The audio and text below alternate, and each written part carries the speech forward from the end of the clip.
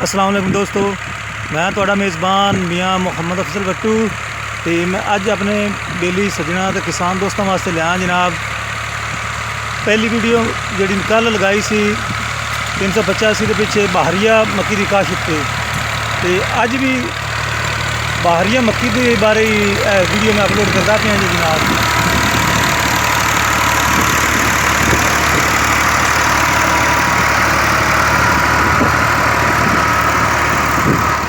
तो दोस्तों जिस तरीके कल मैं दसिया सी भी ज़मीन नू एक या दो डिस्कां या हल लगा लो तो उस तो बाद जनाब ना तुसां 3-4 दिन धुप लगावनी है। धुप लवावन तो बाद कंप्यूटर करावना, कंप्यूटर तो बाद फिर हल चलावने ने।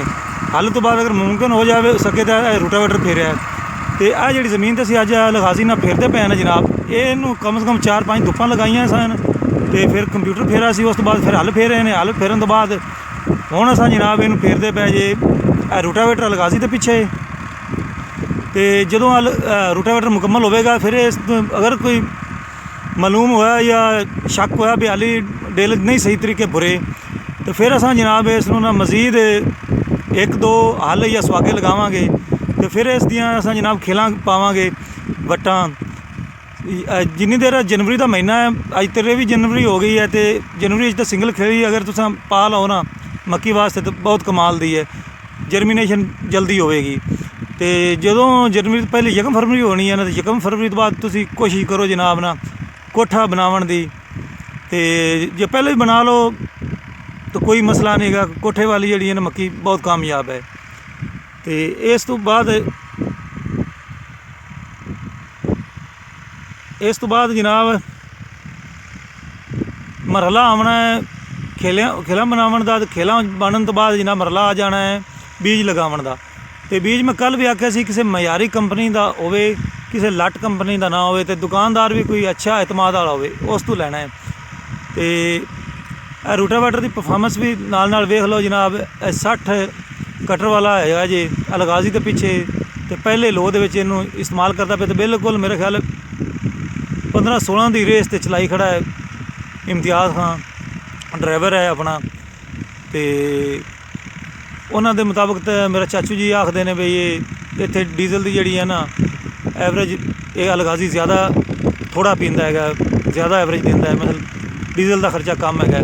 इस वास्ते बड़े आराम नाल चलाते पे ने इसनूं। तो बाकी परफॉर्मेंस भी चैक कर लो। तो जो अगला मरला खेलों गड्ढां का आएगा तो वह भी जनाब घर वीडियो बना के अपलोड करांगे। तो लगवाई टाइम भी तुहानूं वीडियो बना के अपलोड करांगे। तो सारे भरा उसनूं वेख्या तो अगर कोई गलती होवे तो उसनूं फिर ना मेरी सलाह करे तो कमेंट करके दसना जे। तो वेख सकते जे हुण अपने नज़दीक आंदा पिया फिर फेरा मुकम्मल करके अलगाजी 65 HP का माशाल्लाह मेरे जहन के मुताबिक बहुत सोहनी परफॉर्मेंस देंदा पिया जे।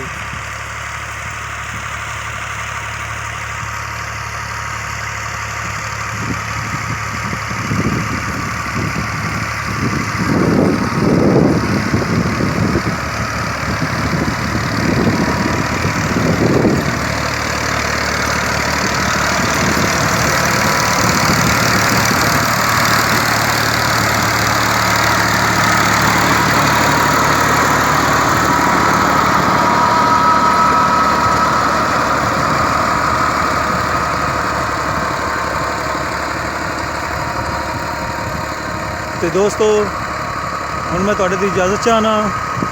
अल्लाह हाफिज़। पाकिस्तान जिंदाबाद।